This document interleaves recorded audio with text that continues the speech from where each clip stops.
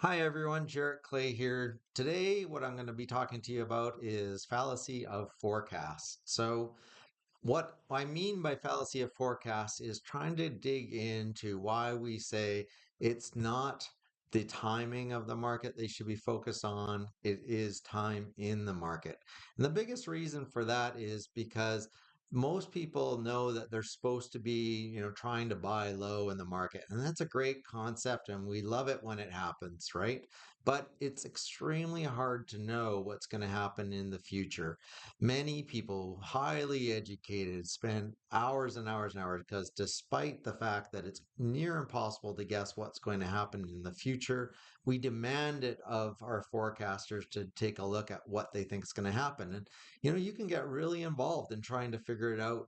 But really, what it boils down to is there's just so many factors that build into what the returns are overall in the market are going to be that we actually have no way to predict that accurately, which is why, again, we want to focus on being in the market that we know advances historically over time, but that it's really hard to know whether or not it's going to go up and down from a moment in time, especially in the short term.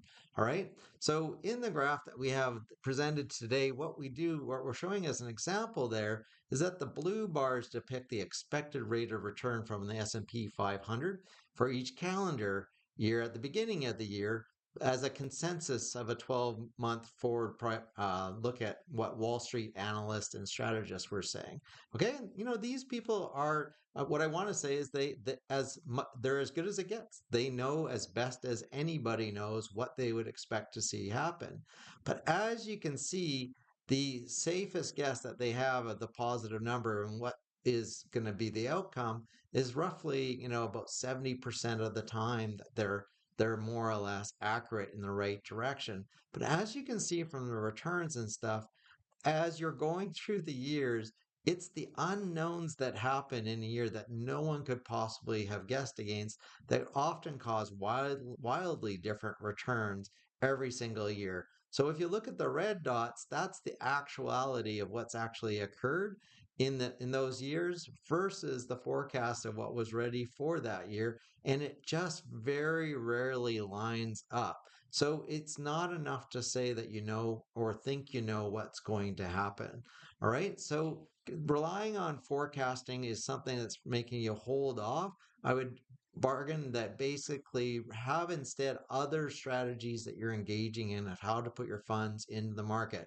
Maybe think of a hedge approach to put it in gradually, or basically allow for the fact that no matter when you enter in a market, it's the long-term goals are the things that you're going to be able to achieve, and that understand none of us really know where the market's going to head in any given short-term process. We just know over the long term it makes its way up. And that is why we want to be able to focus on time in the market, not necessarily timing of the market. All right, you have a great day. Bye now.